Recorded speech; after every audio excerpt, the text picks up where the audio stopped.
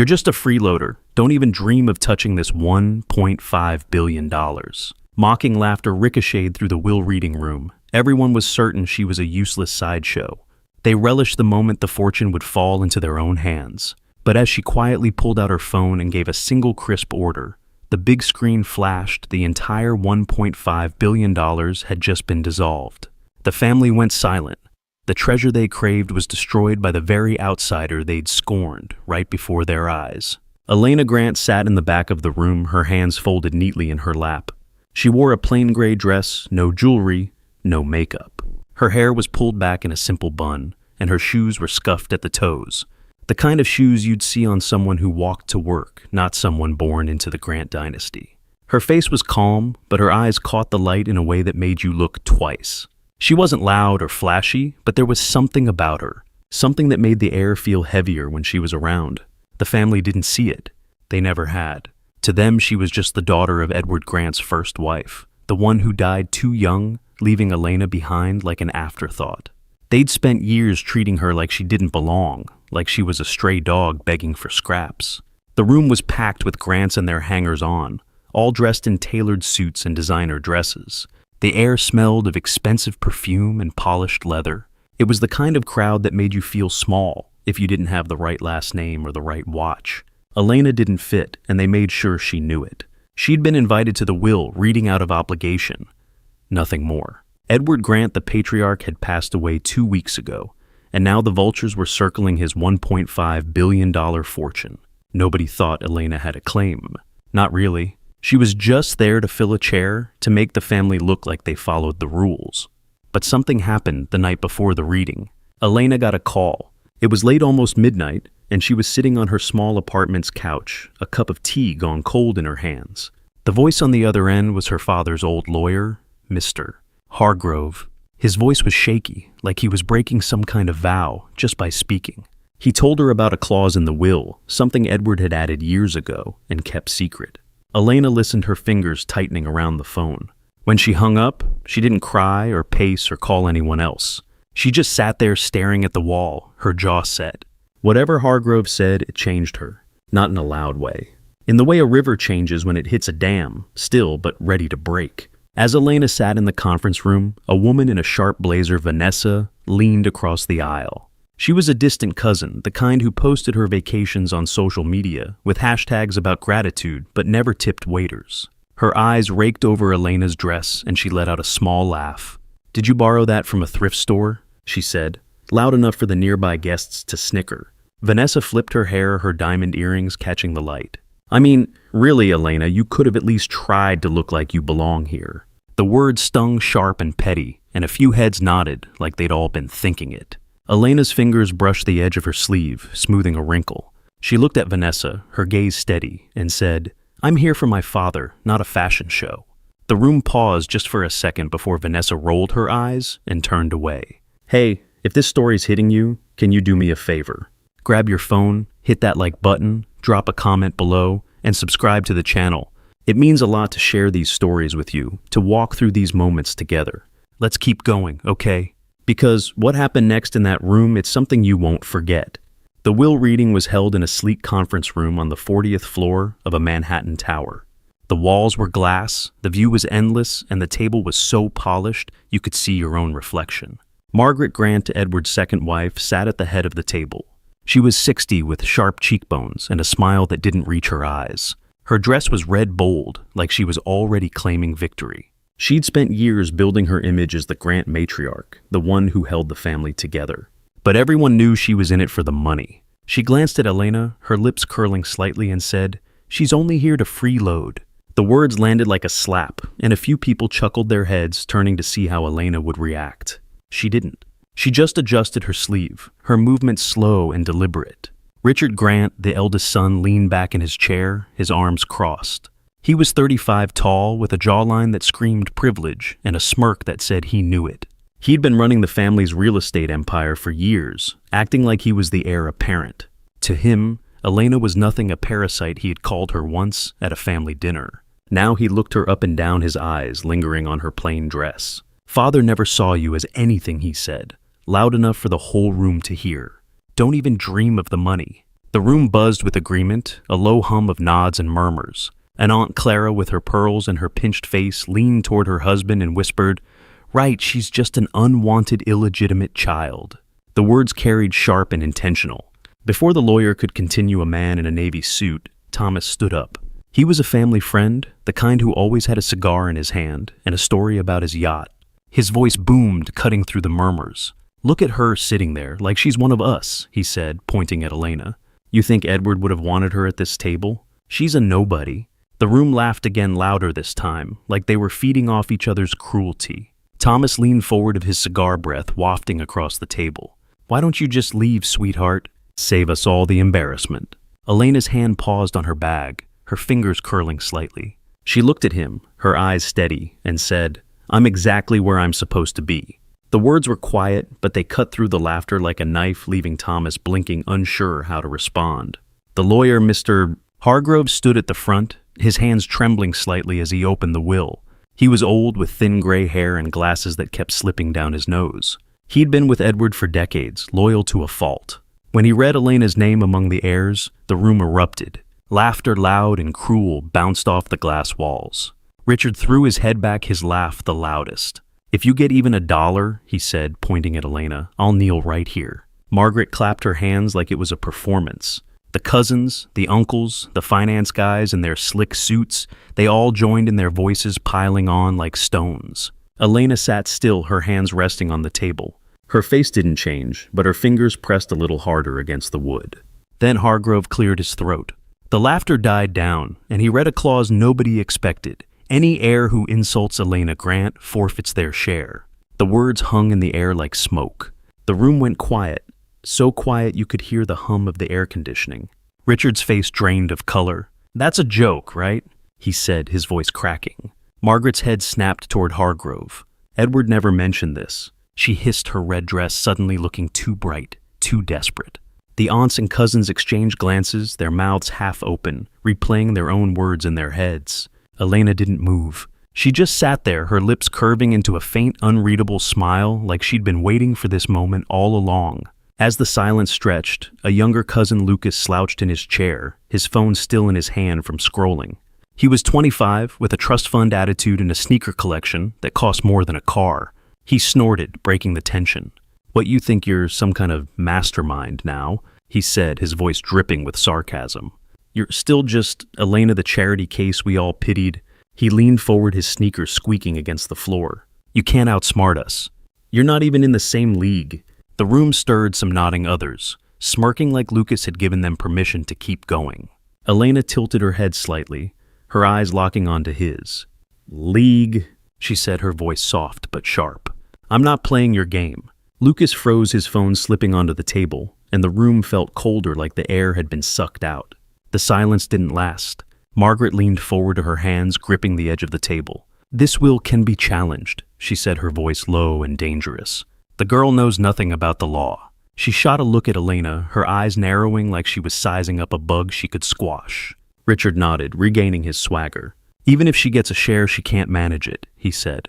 "She'll be begging us to help her in a week." Aunt Clara, with her pearls clinking softly, added, "She's lived off others her whole life, never created any value." The finance guys with their slicked back hair and Rolexes nodded along. Exactly one of them said a guy named Paul, whose suit probably cost more than Elena's rent for a year. The estate belongs with the deserving. Elena didn't flinch. She didn't argue or raise her voice, but her hand moved to her bag, a plain canvas thing that looked out of place among the designer purses. She pulled out a single sheet of paper and slid it across the table to Hargrove. The room watched, confused, as he adjusted his glasses and read it. His eyebrows lifted and he looked at Elena, then back at the paper. "This is a court-certified copy of the will," she said, her voice calm, like she was stating the weather. "My father appointed me legal guardian of the entire family trust." Hargrove nodded slowly. "Correct," he said. "If Elena chooses, she can reallocate the assets." The words hit like a bomb. Richard's jaw dropped. Margaret's hands shook, her red nails digging into the table. "Impossible," she whispered. But the room was already buzzing, heads turning, whispers growing louder. One of the finance guys, a man named Gregory with a perpetual smirk and a tie that screamed Ivy League, stood up, his chair scraping loudly. He pointed at Elena, his voice sharp with disbelief. You running the trust? He laughed, but it was nervous, forced. You've never even stepped foot in a boardroom. You're going to crash and burn, and we'll all have to clean up your mess. The others nodded, their confidence rallying. Gregory crossed his arms, his smirk widening. Go ahead, try to play with the big dogs. You'll be out of your depth in a day. Elena's eyes flicked to him, her expression unchanged. She leaned forward slightly, her voice steady. I don't need to play, she said. I already hold the leash. Gregory's smirk faltered and he sat down, his hands fidgeting with his tie. Years ago, Elena was a kid, maybe 10, standing in her father's study. Edward was at his desk, his hair still dark, then his hands folded over a stack of papers. He looked at her, his eyes serious, but kind. You're stronger than they know, he said, his voice low, so the maids wouldn't hear. He handed her a small key, cold and heavy in her palm. This is for the safe, he told her. One day you'll need it. She didn't understand then, but she kept the key hidden in a box under her bed. She'd forgotten about it until Hargrove's call last night. That key was in her bag now, tucked in a side pocket, its weight a quiet reminder. Back in the conference room, the mood shifted. Richard leaned forward, his face red. Touch those assets, and Wall Street will crush you. He snapped, his voice loud enough to make the finance guys flinch. Margaret's eyes were wild now, her composure cracking. The whole clan will exile you, she said. You won't survive. A cousin Emily with her perfect highlights and her influencer smile chimed in. Girls like you only destroy, she said, her voice dripping with pity. You can't build. The guests nodded, their faces smug, like they were watching a child try to lift something too heavy. Elena didn't respond. She just rested her hand on her phone, her fingers brushing the screen lightly like she was waiting for something. A woman named Diane, a family associate with a fake tan and a voice that carried like a megaphone, stood up, her heels clicking on the floor. She pointed at Elena's bag, her lips pursed. What you think that ratty thing makes you humble? She said, her voice thick with disdain. You're not fooling anyone. You're just a leech clinging to Edward's name. The room murmured, some laughing, others nodding like Diane had cracked a code. She kept going, her hands on her hips. You'll never be one of us, Elena. You're just sad. Elena's fingers paused on her phone, her eyes lifting to meet Diane's. Sad, she said, her voice low, almost a whisper. I'm not the one clinging. Diane's smile froze, and the room went quiet, like everyone was holding their breath. The tension in the room was thick, like the air before a storm. One of the finance guys, Paul, leaned toward his buddy and muttered, She hasn't got the spine for a power seat. The others smirked, but their eyes kept darting to Elena like they were starting to wonder. She didn't look nervous. She didn't look small. She sat there, her posture straight, her hands still. Then she picked up her phone, dialed a number, and said, Activate the clause. Her voice was soft, but it carried. The big screen on the wall flickered to life, and words appeared in bold. Grant Trust dissolved. Entire $1.5 billion transferred to a global charity. The room froze. Richard let out a sound, half scream, half choke. Margaret collapsed into her chair, her hands covering her face. The news was already spreading, phones buzzing, notifications lighting up. Elena stood, her movements slow and deliberate. This is my father's intent, she said. The fortune does not belong to the greedy. As the screen glowed with the news, a man named Victor, a hedge fund manager with a slick ponytail and a reputation for cutting deals, jumped to his feet. His face was red, his fists clenched. You think you can just erase us like that? He shouted, his voice echoing off the glass walls. You're nobody, Elena. You're throwing away everything we built. He stepped closer, towering over her, his finger jabbing the air. You'll regret this when you're back in your little apartment eating cheap noodles. The room watched, some nodding, others leaning forward, waiting for Elena to crack. She didn't. She stood, her movements calm, and looked at Victor. Built, she said, her voice steady. You just took... Victor's face twitched, and he stepped back, his confidence crumbling. The room was chaos now. Margaret slid to the floor, her red dress pooling around her. Please stop, she begged, crawling toward Elena. We're sorry. Richard was shaking his hands, gripping the table. You can't destroy the whole estate, he said, his voice breaking. Give me one chance. Emily, the cousin, started crying, her mascara smudging. Elena, we're family, she said, her voice desperate. The finance guys were on their phones, their faces pale, trying to call their bosses, their brokers, anyone who could stop this. Elena looked at them, her gaze steady, cold. She didn't say a word. She didn't need to. Her silence was louder than their pleas. In the midst of the chaos, a woman named Patricia, an old family friend with a pearl clutch and a voice like honey, stood up, her hands clasped like she was about to give a sermon. "Elena, darling," she said, her tone dripping with fake kindness. "You're upset, we get it. But this is too far. You're hurting people who care about you." She stepped closer, her smile practiced her eyes cold. "Let's talk just us girls. You don't want to be the villain here." The room nodded like Patricia was their savior. Elena's hand rested on her bag, her fingers brushing the key inside. She looked at Patricia, her eyes narrowing slightly. "Care," she said, her voice quiet but firm. "You don't even know my name." Patricia's smile faltered and she sat down, her pearls clinking softly. The news hit the internet like wildfire. Elena stepped out of the conference room into a hallway lined with reporters. She didn't flinch at the cameras, the flashing lights, the shouted questions. She just kept walking, her plain gray dress catching the light. A reporter shoved a microphone in her face. "Ms. E. Grant, why did you dissolve the trust?" he asked. She paused, her eyes meeting his for a moment.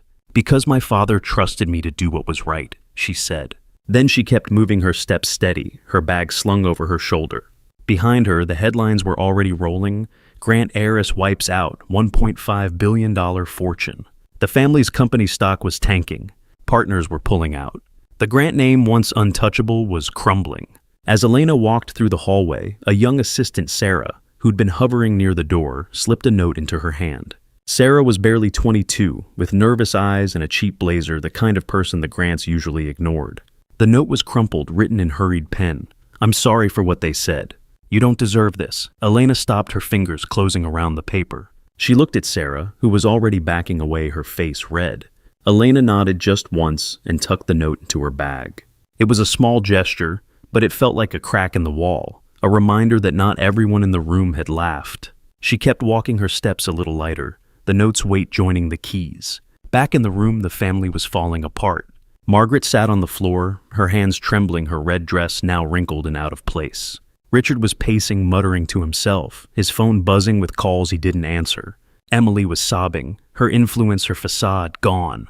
The aunts and uncles were silent, their faces gray like they had aged 10 years in 10 minutes. The finance guys were scrambling, trying to save their own skins. One of them, Paul, had slipped out early, but a notification popped up on his phone as he hit the elevator. A viral post exposing his shady deals tagged with Grant collapse. He stared at the screen, his hands shaking. He was done. Outside the tower, Elena paused at a coffee cart, her hands in her pockets. The vendor, an older man with a thick Brooklyn accent, handed her a cup without looking up. "Rough day, huh?" he said, nodding toward the reporters swarming the building. Elena took the coffee, her fingers brushing the warm cup. She looked at him, her eyes softening for the first time all day. "You have no idea," she said, her voice low but warm. The vendor chuckled like he'd heard it all before and waved her off when she tried to pay. "On me," he said. Elena smiled just a little and took a sip at the steam curling around her face. It was a small moment, but it grounded her like a tether to the real world. Elena didn't stop to watch the fallout. She walked through the lobby past the marble floors and the security guards, who didn't know whether to bow or stare. Outside the city was loud horns, voices, the hum of life. She paused at the curb, her eyes catching on a black car parked across the street. It was old, a little beat up like the one her mother used to drive. For a second she was a kid again, sitting in the passenger seat, her mother's laugh filling the car. The memory passed and she straightened her hand, tightening on her bag. She didn't look back at the tower behind her. The next day the consequences started rolling in. Richard got a call from the board. His position as CEO was gone, effective immediately. The news was quiet, but it spread fast. Nobody wanted to be tied to the Grant name now. Margaret's charity gala, the one she'd spent months planning, was canceled. The donors pulled out, whispering about her greed, her cruelty. Emily's sponsorships dried up. Her Instagram was flooded with comments calling her a fake. The family's inner circle, once so tight, started fracturing. People stopped returning calls. Invitations stopped coming. The Grants were toxic now, and everyone knew it. At a small diner a few blocks away, Elena sat alone, her coffee cooling on the table. A waitress, a woman with tired eyes and a name tag that read, "Linda," stopped by. "You're that girl from the news, aren't you?" she said, her voice curious but kind. Elena looked up, her fingers pausing on the cup. Linda leaned in, her voice dropping. My sister got treated like dirt by people like that.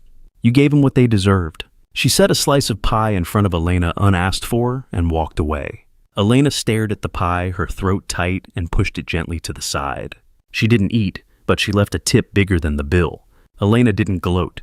She didn't post about it or call the papers. She just kept moving. She was in her apartment sorting through papers when a knock came at the door. It was Hargrove, the lawyer, holding a small envelope.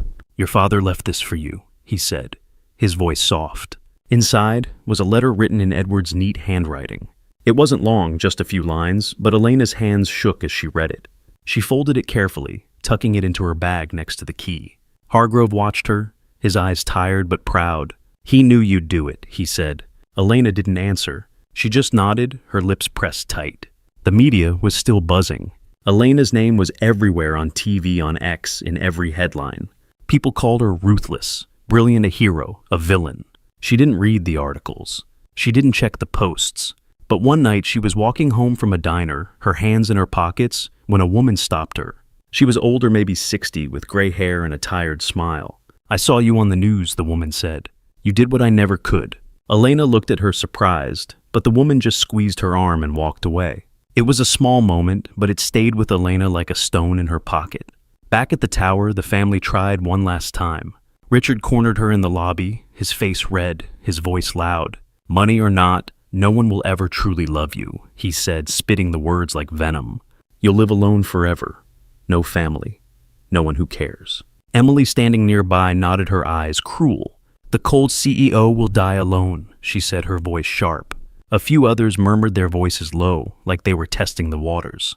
The words hung in the air heavy, like they had found a crack in Elena's armor. She didn't flinch, but her hand paused on her bag just for a second.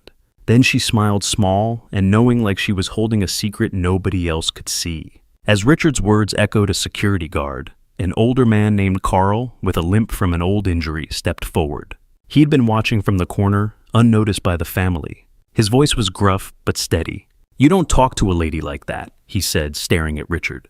The room turned surprised, like they had forgotten he was there. Carl looked at Elena, his eyes soft. "My daughter went through hell from people like you," he said. "You keep walking, miss." Elena met his gaze, her fingers loosening on her bag. She nodded just once and said, "Thank you, Carl." The guard tipped his hat and Richard stepped back, his face burning. The elevator doors opened and a man stepped out. He was tall, with dark hair and a quiet presence that made the air shift. He wore a simple suit, no tie, and his eyes went straight to Elena. He was Michael Chen, the CEO of a rival tech giant, a name everyone in the room knew. He didn't say much, just walked to her side and took her hand.